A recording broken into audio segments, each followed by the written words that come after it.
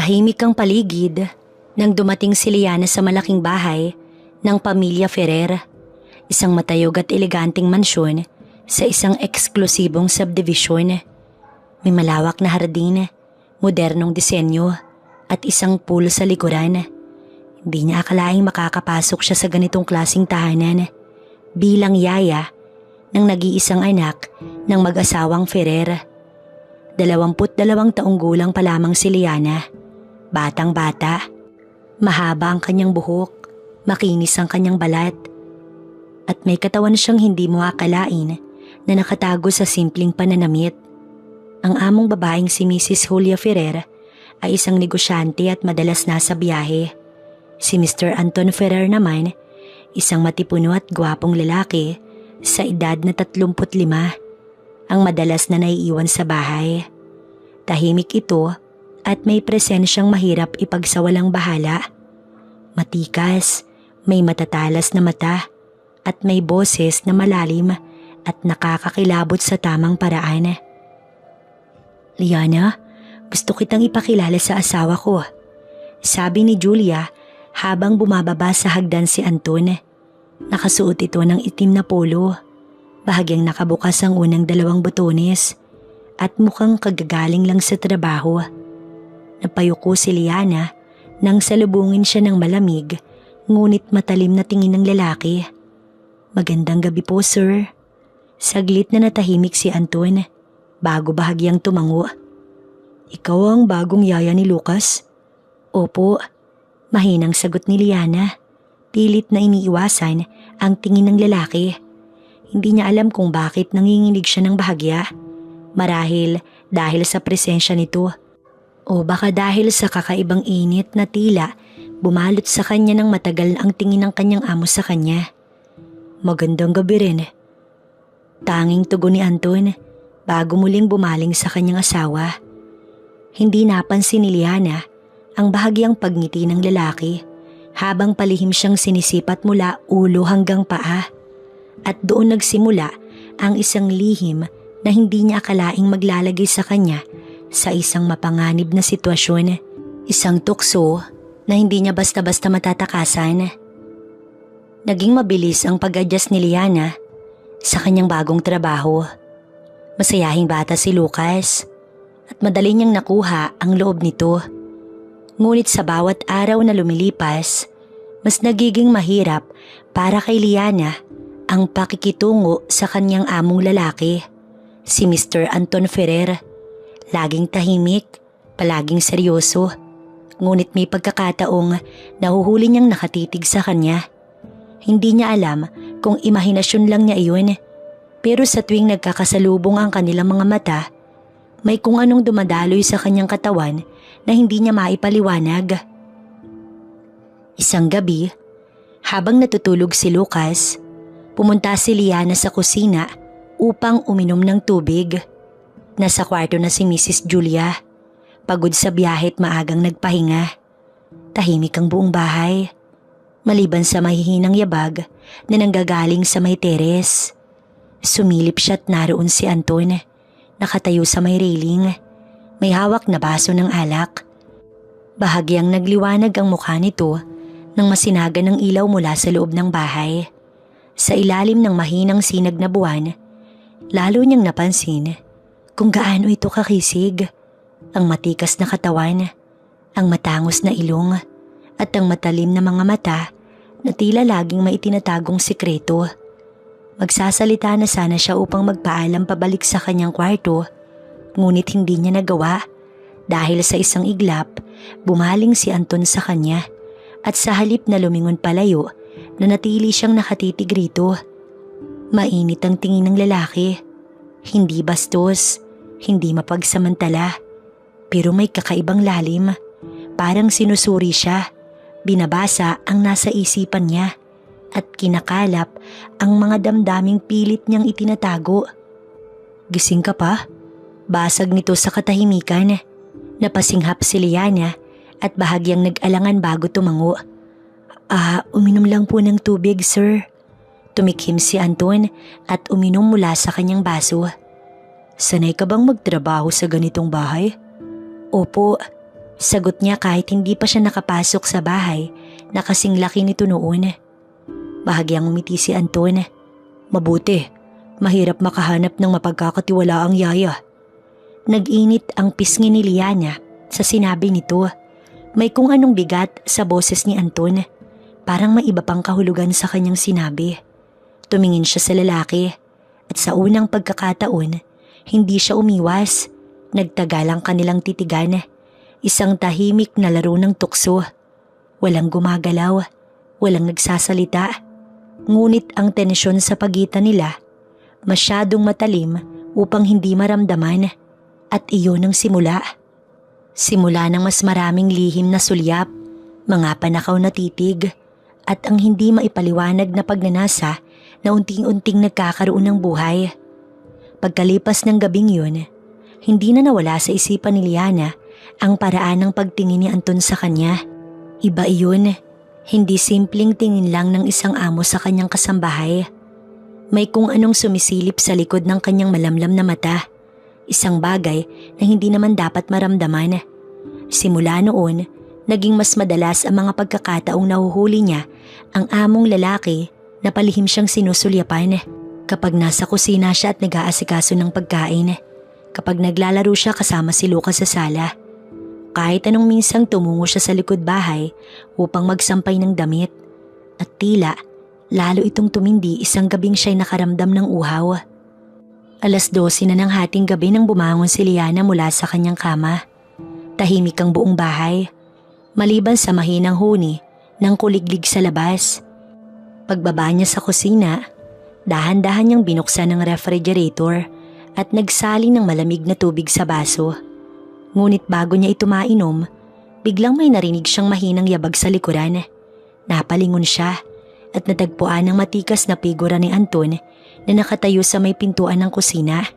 Suot lamang ang puting sando at maluwag na pajama. Bahagyang magulo ang buhok nito at sa mahina ngunit madilim na ilaw ng kusina, mas lalong lumitaw ang matikas nitong pangangatawan. Hindi agad siya nakapagsalita. Gising ka pa? Tanong ni Anton, mababa at bahagyang pausang boses. Nauhaw lang po, sagot niya't kinakabahan. Dahan-dahang lumapit ang lalaki.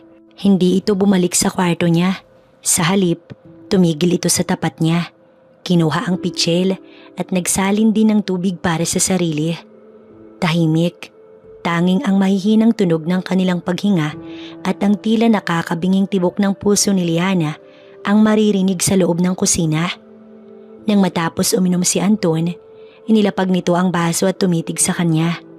Hindi niya maintindihan pero parang may mabigat na hangin sa kanilang pagitan. Parang may kung anong hindi dapat iparamdam. Ngunit parehong nararamdaman nila. Liana? Halos lumundag ang puso niya nang marinig ang kanyang pangalan sa bibig ng lalaki. Ibang klaseng init ang dumaloy sa kanya. Opo, mahina niyang sagot. Hindi alam kung bakit parang nanginginig ang kanyang tinig. Dahan-dahang lumapit si Anton. Napaatras siya pero walang mapuntahan. Nakasandal na siya sa countertop ng kusina. Gabi na, dapat nasa kwarto ka na. Mahina nitong sabi pero ang boses niya tila may bahagyang lagkit. Isang hindi maitagong pag-aari ng isang lalaking may gustong gawin. Ngunit pinipigilan ng sarili. Pasensya na po, bulong ni Liana. Hindi makatingin ng diretsyo. Pinanood lang siya ni Anton. Ang kanyang nanginginig na mga kamay, ang mapupulang labi niya na bahagyang nakabuka at ang paraan ng kanyang paghinga. Mabilis, parang naguguluhan o natutokso at sa isang iglap parang may kung anong sumabog sa kanilang pagitan. Hindi siya hinawakan ng lalaki, hindi nagpatuloy sa dapat na mas mapanganib na kilos. Pero bago ito lumayo, bumaba ang tingin to sa kanyang labi. Mabagal mariin at may kasamang pagnanasa. Isang saglit na kahinaan. Pagkatapos, ay umiwas ito at tumalikod. Matulog ka na. At tulad ng biglaan itong pagdating, bigla rin itong nawala sa dilim. Iniwan siyang nanginginig, hindi sa takot, kundi sa hindi maipaliwanag na kilabot ng matinding pagnanasa. Simula ng gabing iyon sa kusina, hindi na naging pareho ang pakikitungo ni Liana kay Anton. Kahit hindi sila nag-uusap ng madalas, may kung anong hindi maipaliwanag sa tensyon sa tuwing magkasama sila sa loob ng bahay. Naging masyadong mahaba ang kanilang mga titigan. Minsan, tila may gustong sabihin si Anton, ngunit hindi matuloy. Si Liana naman, kahit pilit niyang iniiwasan ng lalaki, hindi niya maiwasang sundan ito ng tingin sa tuwing ito ay nasa paligid. At isang araw, naganap ang unang delikadong hakbang. Mainit ang hapon noon. Katatapos lang maligo ni Liana at pupunta siya sa kusina upang kumuha ng tubig. Naka-t-shirt lang siya at maiksing short dahil nasa kwarto pa si Lucas at natutulog. Hindi niya inaasahan na mahahanap si Anton doon, nakatayo sa tabi ng mesa. Halatang bagong paligo rin ito dahil basa pa ang buhok at may butil-butil na tubig sa katawan nito. Napatigil siya sa pinto. Halos agad naman siyang lalabas ulit, ngunit nahuli na siya ni Anton. Napatingin ito sa kanya. Mabagal, parang may tinatansya ang bawat kilos. Nagkunwari si Liana na walang nangyari. Kukuha lang po ako ng tubig. Tumango si Anton, ngunit hindi siya tinigilan ng tingin. Lumapit siya sa ref. Sinubukang hindi mapatingin sa lalaki. Ngunit hindi niya maiwasang maramdaman ang presensya nito sa likuran niya. Tahimik lang ito, pero ang bigat ng titig nito ay para bang dinadama ang bawat paggalaw niya. Nang humarap siya matapos uminom, laking gulat niya nang makita itong mas malapit na ngayon sa kanya. Mainit ngayon, no? Bulong ni Anton. Mababa ang tono ng boses. Tumango si Liana, hindi makasagot. Napako ang mga mata ng lalaki sa kanya, lalo na sa kanyang mamasamasang labi. Ramdam niya ang init ng katawan nito kahit hindi naman sila magkalapit ng husto. Pero biglang may narinig silang yabag sa itaas. Si Lucas ay nagising na. Agad na umatras si Liana. Hinang-hina ang tuhod habang palihim na tumakbo pabalik sa kanyang kwarto. Si Anton naman ay naiwan sa kusina. Nakangisi. Waring natutuwa sa nangyari dahil alam nilang pareho. Isa lang iyong simula. Pagkatapos ng mainit ng tagpong yun sa kusina, naging mas mahirap para kay Liana ang manatili sa ilalim ng iisang bubong kasama si Anton. Pilit niyang iniiwasan ng lalaki. Iniiwasan ang kanyang mga titig, ang tahimik nitong presensya at higit sa lahat, ang sarili niyang damdamin na unti-unting bumibigay, ngunit hindi ganoon kadaling takasan ng tukso. Isang gabi, matapos niyang patulugin si Lucas, mabilis siyang bumaba upang kunin ang kanyang naiwang cellphone sa sala. Tahimik ang bahay, ngunit nang dumaan siya sa may study room ni Anton, napansin niyang bahagyang nakaawang ang pinto. Napahinto siya. Mula sa siwang, nakita niyang nakaupo si Anton sa kanyang desk. May hawak na basong may alak. Tila malalim ang iniisip. Bahagyang nakaanboto ng itim nitong polo at ang mahihinang ilaw sa silid lalong nagpalalim sa anino ng kanyang matikas na katawan. Dapat ay dumiretso na siya sa kanyang kwarto. Dapat ay umiwas na siya. Ngunit nang biglang bumaling ang lalaki at nahuli siyang nakasilip, hindi siya makagalaw. Nagtagpo ang kanilang mga mata at sa halip na magsalita o pagalitan siya, isang mapanganib na ngiti ang gumuhit sa labi ni Anton. Gising ka pa pala, Liana. Mabagal ang tono ng boses nito. Waring alam na alam ang epekto ng kanyang presensya sa kanya. Anong ginagawa mo dyan? Tanong nito't bago pa siya makasagot, unti-unti itong tumayo mula sa kanyang kinauupuan. Napaatras si Liana. Biglang bumilis ang tibok ng kanyang puso. Pasensya na po, naiwan ko lang yung cellphone ko sa sala. Mabilis niyang sagot bago tuluyang tumalikod upang maglakad palayo. Ngunit bago pa siya makarating sa hagdan, narinig niya ang tinig ni Anton. Bahagyang paos, ngunit puno ng lalim. Liana, napahinto siya. Hanggang kailan mo ko iiwasan? Parang binuhusan ng malamig na tubig ang kanyang katawan. Hindi siya lumingon, pero ramdam niya ang titig ng lalaki sa kanyang likuran. Alam niyang mali, alam niyang hindi dapat. Ngunit bakit sa halip na tumakbo palayo, naroon siya ngayon, nananatili sa lugar, naghihintay sa susunod nitong gagawin.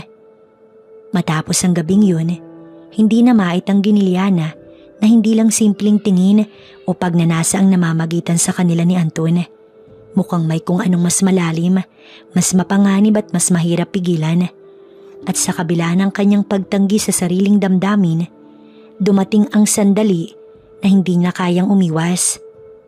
Isang gabi, habang tahimik na gumagawa ng gawain sa kusina si Liana, biglang dumating si Anton mula sa sala. Nakasuot ito ng puting polo na bahagyang nakabukas ang unang 2 botones at nakaslacks na mukhang bagong hubad sa coat at tie nito. Galing siguro sa isang meeting o business event, ngunit hindi iyon ang bumihag sa atensyon ni Liana, kundi ang paraan ng paglapit nito. Mabagal, may kasiguraduhan, at ang mga mata nitong nakatingin sa kanya na parang sinusuri ang kanyang buong pagkatao. Liana, mababa ngunit matigas ang tinig nito. Natigil siya sa pagpunas ng mesa. Hindi makatingin ng diretso. Opo sir, napangiti ito sa tawag niya. Sir, hindi mo pa rin ba kayang tawagin ako sa pangalan ko? Hindi siya sumagot. Hindi niya rin inaasahang maramdaman ang init ng lalaki nang bigla itong pumuesto sa likuran niya. Hindi siya hinawakan, ngunit sapat ang lapit ng kanilang mga katawan para maramdaman niya ang bigat ng presensya nito. Napalunok si Liana. Liana, muling bulong ni Anton. Napapikit siya. Mahigpit na hinawakan ng basang-basahan sa kanyang kamay. Matagal na kitang pinagmamasdan. Diretsyong sabi ng lalaki. At alam kong ramdam mo rin ang nararamdaman ko. Muli hindi siya nakasagot. Hindi niya kayang umamin. Ngunit nang ipatong ni Anton ang kanyang kamay sa bewang, marahan, tila nagtatanong kung papayagan siya. Doon niya napagtanto ang katotohanan. Hindi niya na kayang tumanggi. Hindi na niya kayang umiwas. Unti-unting bumaling si Liana at sa sandaling nagtama ang kanilang paningin, isang matinding emosyon ang bumalot sa kanila at sa unang pagkakataon, siya mismo ang naglapit ng kanyang labi sa labi nito. Hindi na nila nagawang pigilan ang mga sarili. Ang halik na nagsimula sa banayad na paglalapit ng kanilang mga labi ay mabilis na naging mainit na mainit. Para bang matagal nang kinikimkim at ngayon tuluyang pinakawalan. Napakapit si Liana sa balikat ni Anton, habang ang lalaki naman, mahigpit siyang hinila palapit. Waring takot na bumitaw siya. Anton, mahina niyang bulong nang maghiwalay sandali ang kanilang mga labi. Ngumiti ang lalaki. Sa wakas, sinabi mo rin. Hindi na siya sumagot. Paano niya ipapaliwanag ang nararamdaman niya? Ngayong siya mismo ay hindi sigurado kung ito ba ay tama o isang pagkakamali lang. Ngunit nang muli siyang halikan ni Anton, mas may panunuyo. Unti-unti niyang nakalimutan ang dapat at hindi dapat. Dama niya ang mainit nitong palad na hinahaplos ang kanyang likuran hanggang sa bigla siya nitong binuhat. Isang mahina ngunit punong-puno ng emosyon ang lumabas na ingay mula sa kanyang lalamunan. Dama niyang nagpantig ang tenga ni Anton sa narinig dahil biglang lumalim ang kanyang paghinga. Lalong humigpit ang yakap nito sa kanya. Pareho na silang nilamon ng apoy na sila mismo ang nagsindi. At nang gabing yun, sa madilim at tahimik na kusina, isinuko ni Liana ang kanyang sarili sa lalaking hindi niya dapat minahal. Matapos ang gabing iyon sa kusina, hindi na naging pareho ang lahat. Sa tuwing magtatama ang kanilang mga mata, may lihim na init na sumisirit sa kanilang pagitan. Ang bawat simpleng galaw, ang bawat sulyap, lahat ay puno ng pangako ng muling pagtatagpo. Ngunit kasabay ng matinding pagnanasa, dumating din ang takot. Mabilis na tumakbo si Liana pabalik sa kanyang kwarto nang marinig nilang kumilos si Lucas sa itaas. Nanginginig ang kanyang tuhod, ngunit hindi niya alam kung dahil sa kaba o sa matinding sensasyon na iniwan ng kanilang ginawa. Nakahiga siya sa kama, pilit pinapakalma ang kanyang mabilis na paghinga. Diyos ko, ano itong ginawa niya? Ngunit kahit anong pilit niyang iwasang isipin, dama pa rin niya si Anton. Napapikit siya, mahigpit na kinuyom ang kumot. Hindi na ito matatapos dito, hindi ba? Kinabukasan, sinubukan ni Liana na kumilos ng normal. Nag-aasikaso siya kay Lucas, naghahanda ng pagkain at pilit na iniiwasang mapadpad sa lugar kung saan maaaring naroon si Anton. Ngunit hindi iyon ganun kadali. Habang tinutulungan niyang kumain si Lucas, naramdaman niyang may nakamasid sa kanya. Sinulyapan niya ang hagdan at doon nakita niyang nakatayo si Anton. Walang ekspresyon ng muka, ngunit puno ng pahiwatig ang mga mata. Hindi niya alam kung paano magre-react. Hindi siya maaaring magpakita ng kahit anong emosyon, lalo na't nandyan si Lucas. Ngunit nang dahan-dahan siyang lumapit si Anton sa kanya, para bang hindi siya makahinga. Mabagal ang bawat hakbang nito, parang nilalasap ang bawat sandaling tensyon sa kanilang pagitan.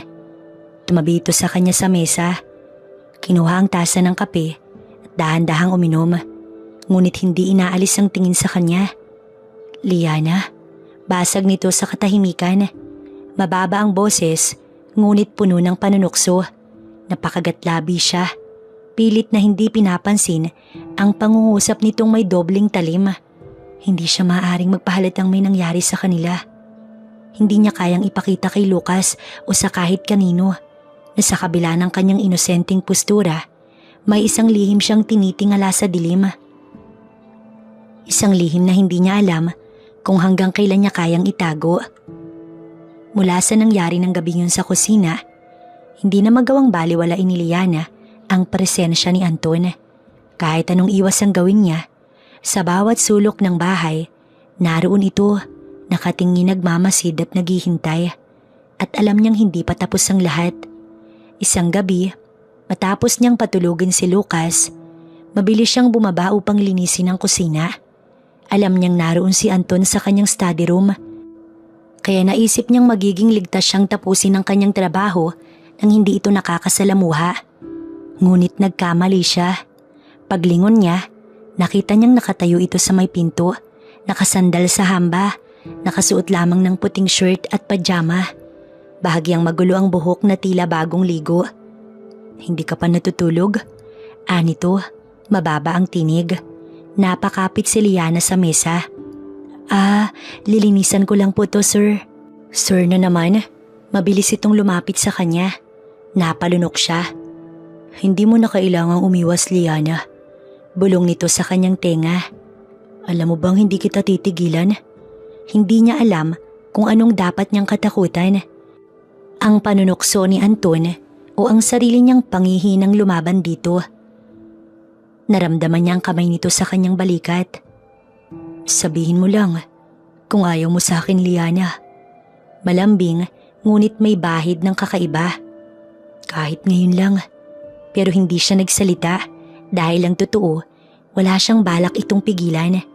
At nang sumunod na sandali, bago niya mapigilan ang sarili, naramdaman na lamang niya ang mainit na halik ni Anton sa kanya. Nagtagpo ang kanilang mga mata, nag-aapoy at parehong uhaw sa bawal na gawain. At sa gabing yun, sa tahimik na kusina, muli nilang isinuko ang kanilang mga nararamdaman sa isang larong alam nilang parehong delikado. Hindi nila namalayan ang paglipas ng oras. Sa loob ng tahimik na kusina, sa ilalim ng malabong liwanag ng buwan, nilamon sila ng init na sila rin ang nagsindi. Si Liana na dati nilalabanan ng sarili, ngayon ay tuluyan ng bumigay. At si Anton na matagal nang nangungulila sa bagay na iyon, ay hindi na kayang bumitaw. Ngunit sa gitna ng kanilang ginagawa, isang bagay ang hindi nila napansin. Ang marahang paggalaw sa itaas ng hagdan. Isang paang dahan-dahang umatras, isang pigil na hininga, at isang aninong mabilis na naglaho sa dilim. May isang taong nakakita sa kanila. Kinabukasan, nagising si Liana na may kung anong bigat sa kanyang dibdib. Kahit wala pang nangyayari, may kutob siyang hindi magiging madali ang mga sumunod na araw. Mabilis niyang inayos ang sarili. Tinungo ang kusina upang ipaghanda ng almusal si Lucas. Ngunit sa kanyang pagbaba, bumungad sa kanya ang isang malamig na tanawin. Si Anton, tahimik na nakaupo sa mesa, nakasandal at may hawak na tasa ng kape. Sa kanyang harapan, naroon si Alice, ang asawa nito, na tahimik ding umiinom habang nakatingin sa kanya. Napahinto siya. Bakit parang may kakaiba sa tingin ni Alice? Ang mga mata nitong dati pala kaibigan ay tila may bahid ng pagdududa. O baka siya lang ang nag-iisip ng ganoon dahil sa kanyang kasalanan. "Good morning, ma'am." Pilit niyang bati habang iniiwas ang tingin kay Anton. "Good morning, Liana." Sagot nito, kaswal ngunit may kakaibang lalim. "Nagising ka ba kagabi?" Nanlamig ang buong katawan ni Liana. Parang may kung anong humigpit sa kanyang dibdib at muntik na niyang mabitiwan ng pitchel na juice na hawak. Hindi po, maaga akong natulog." Sagot niya, napilit pinapakalma ang kanyang tinig. Napangiti si Alice, ngunit may kung anong misteryo sa kanyang ekspresyon. "Ganon ba?" Saglit na sumulyap si Liana kay Anton, ngunit nanatiling tahimik ang lalaki. Waring pinagmamasdan lang ang bawat kilos niya. Parang nag-iintay, at sa sandaling yun, napagtanto ni Liana ang isang bagay. Maaring wala pang ebidensya si Alice pero may kutob ito. At kung hindi sila mag-iingat, isang maling galaw lang ang maaaring tuluyang magbunyag ng kanilang lihim. Lalong lumalim ang gabi. At habang si Alice ay patuloy na umiinom sa sala, si Liana naman nagmamadaling naglakad papunta sa kusina. Pilit na kinakalma muli ang sarili.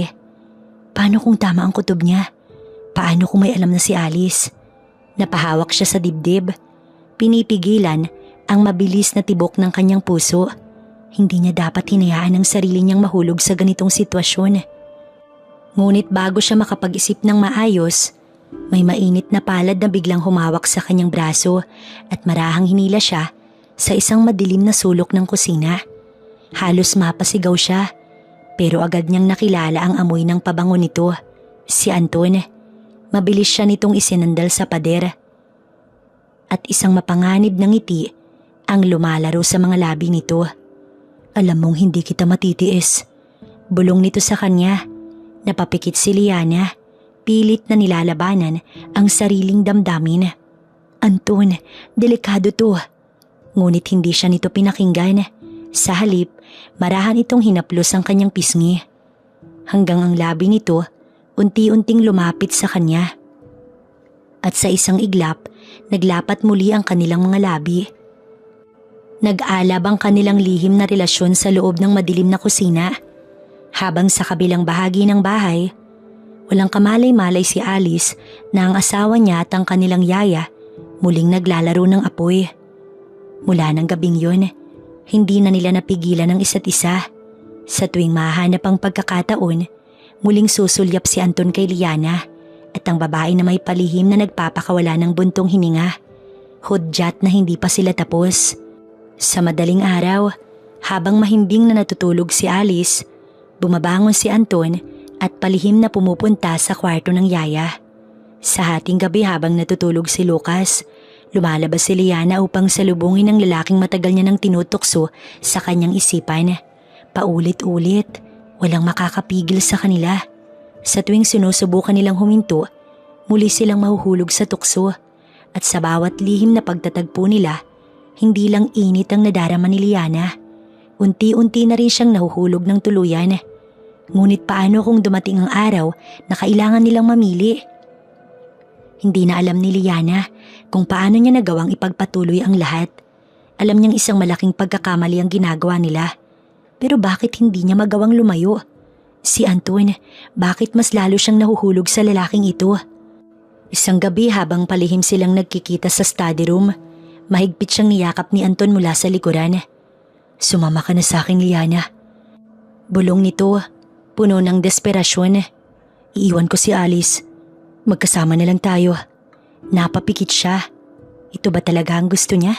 Iiwan ni Anton ang pamilya niya para sa kanya? Pero bago pa siya makasagot, biglang nagring ang cellphone ni Anton. Tumigil ang mundo ni Liana nang marinig ang boses sa kabilang linya. Si Alice. Han, kanina pa kita hinahanap. Nasaan ka? Nanlamig ang kanyang katawan. Sa isang iglap, parang nagising siya sa isang bangungot. Tama na Malito. Kahit gaano pa kainit ang kanilang nararamdaman sa isa't isa, hindi sila maaaring magpatuloy. Mabilis niyang tinanggal ang kamay ni Anton sa kanyang katawan at umatras. Nanginginig ang labi. Anton, tapos na to. Nanlaki ang mata ng lalaki. Liana, hindi. Ngunit hindi siya nakinig. Mabilis siyang tumalikod at tumakbo palabas ng kwarto. Iniwan ng lalaking minsan niyang minahal sa isang relasyong kailanman hindi dapat nangyari. Lumipas ang ilang buwan at tuluyan nang umalis si Liana sa mansyon. Hindi niya inalam kung anong nangyari kina Anton at Alice. Ang tanging alam niya, kailangan niyang magsimulang muli, malayo sa tukso, malayo sa apoy na muntik nang lumamon sa kanya. Sa huli natuto siya, may mga apoy na kahit gaano kainit, kailangang hayaang mamatay bago pa tuluyang maging abo ang lahat.